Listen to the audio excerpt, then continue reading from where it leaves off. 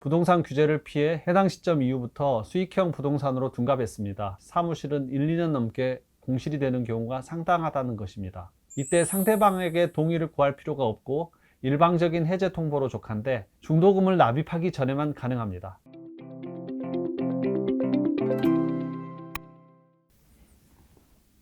안녕하십니까. 승소가 체질 부동산 전문 변호사 김성훈입니다. 오늘은 주식산업센터 분양계약을 취소하는 방법과 해제하는 방법에 대해 알아보겠습니다.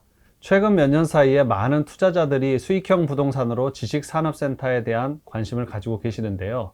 실제로 분양을 받은 후 여러 문제에 부딪히는 분들이 많습니다. 이번 영상에서는 분양계약을 취소할 수 있는 사유와 필요한 절차에 대해 자세히 설명드리도록 하겠습니다. 먼저 지식산업센터에 대해 알아보겠습니다. 1990년대 정부가 중소기업을 육성하기 위해 추진한 아파트형 공장이 2010년 지식산업센터로 명칭이 변경되고 제조업뿐만 아니라 IT 산업 등 입주 허용 업종이 확대되었습니다.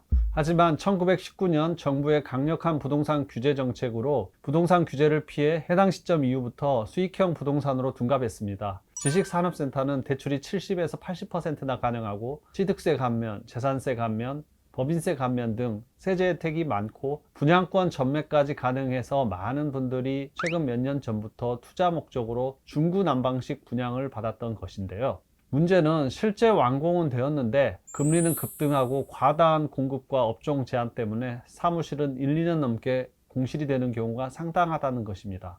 공실을 소유하신 분들은 월세도 받지 못한 상태에서 이자를 감당하면서 관리비까지 내야 하는 삼중고로 너무너무 고통스러워하고 있습니다. 저희 사무실에서도 지식산업센터 계약 해지와 관련해서 작년부터 꾸준히 많은 문의가 들어오고 있는데요. 이번 콘텐츠에서는 지식산업센터 분양계약 취소와 해제 방법에 대해서 말씀드리겠습니다.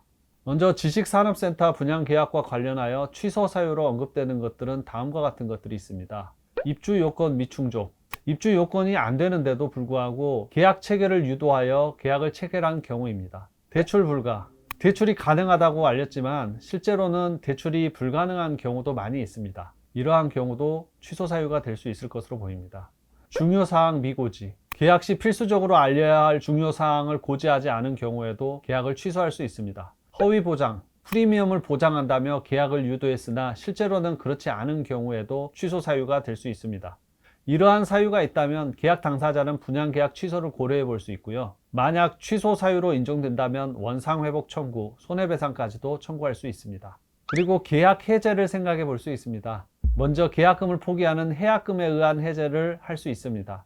이때 상대방에게 동의를 구할 필요가 없고 일방적인 해제 통보로 족한데 중도금을 납입하기 전에만 가능합니다. 중도금 납입 후에는 상대방의 귀책 사유가 없는 한 합의 해제 방식만 가능합니다. 그리고 입주 지연을 이유로 한 해제가 있습니다. 먼저 계약서에 명시된 입주 지연에 따른 계약 해지 조항을 꼼꼼히 확인해야 합니다. 대부분의 계약서에는 입주 예정일보다 3개월을 초과할 경우 수분양자가 계약을 해지할 권리가 발생하는 것으로 규정하고 있습니다. 이에 해당하는 경우 보통 위약금 조항도 함께 규정하고 있어 납부한 모든 분양대금과 그 이자, 위약금과 그 이자를 지급받을 수 있습니다. 그런데 중요한 것은 계약 해제 의사표현은 사용 승인이 나기 전에 해야 한다는 점입니다. 사용 승인 이후에는 이러한 입주 예정일 지연 계약 해제가 불가능하다는 것이 하급심 판결의 태도입니다.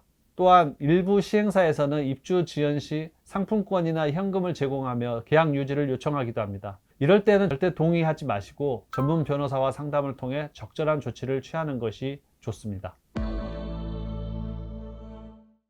이상으로 지식산업센터 분양계약 해제 및 취소에 관하여 알아보았습니다. 지식산업센터에 투자하시려는 분들은 본인의 사업에 사용하려는 목적이라면 적극 추천드리지만 순수하게 임대 수익을 목적으로 한다면 업종 제한과 금리 변동을 잘 고려하셔야 한다는 점을 말씀드리고 싶습니다.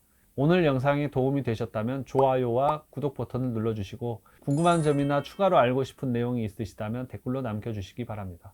여러분의 의견은 저에게 큰 도움이 됩니다. 다음 영상에서 더 유용한 정보로 찾아뵙겠습니다. 감사합니다.